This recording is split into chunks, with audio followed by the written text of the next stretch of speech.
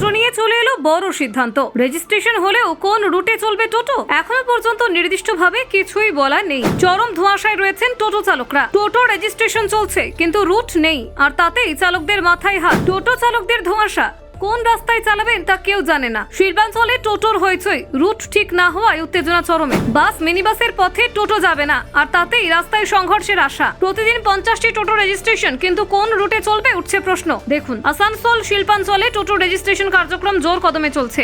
জেলা প্রশাসন এ মাসের 31 তারিখের মধ্যে সমস্ত টোটোকে রেজিস্ট্রেশন করানোর নির্দেশ দিয়েছে। প্রতিদিন প্রায় 50টা করে টোটো রেজিস্ট্রেশন সম্পন্ন হচ্ছে। পুলিশ ও জেলা পরিবহন দপ্তরের উদ্যোগে বিভিন্ন স্থানে অস্থায়ী ক্যাম্প বসানো হয়েছে, যেখানে চালকরা টোটোর কাগজপত্র এবং অন্যান্য আনুষঙ্গিক কার্যক্রম সম্পন্ন করছেন।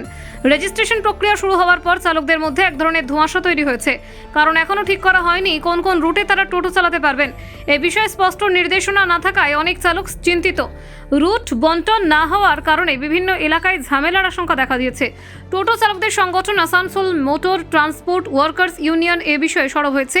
তাদের দাবি, যে কোনো বাণিজ্যিক যানবাহনের রেজিস্ট্রেশনের সময় পরিবহন দপ্তর রুট নির্ধারণ করে দেয়, কিন্তু টোটোর ক্ষেত্রে তা হচ্ছে না। ফলে চালকরা নিজের পছন্দ মতো রাস্তায় টোটো চালালে অন্যান্য যানবাহনের সঙ্গে সংঘর্ষ এবং সমস্যার সম্ভাবনা বাড়ে।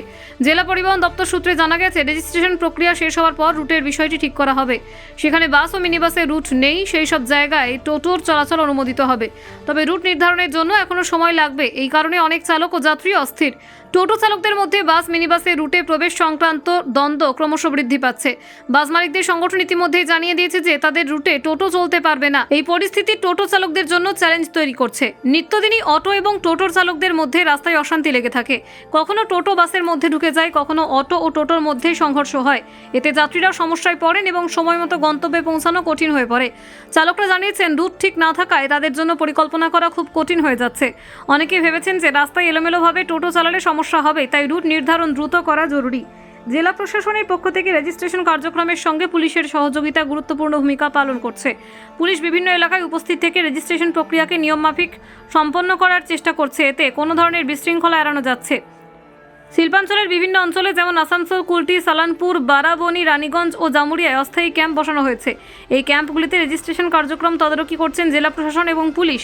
চালকরা দ্রুত তাদের টোটোর কাগজপত্র সম্পন্ন করছেন। টোটো চালকদের মধ্যে আশঙ্কা রয়েছে, রেজিস্ট্রেশন সম্পন্ন হলেও রুট না থাকায় ভবিষ্যতে আরও জটিল পরিস্থিতি তৈরি হতে পারে। তাই তারা সরাসরি পরিবহন দপ্তরের প্রতি রুট নির্ধারণের আবেদন জানিয়েছেন। গণপরিবহন ব্যবহারকারীদের মতে এই বিষয়টি গুরুত্বপূর্ণ হয়ে উঠেছে।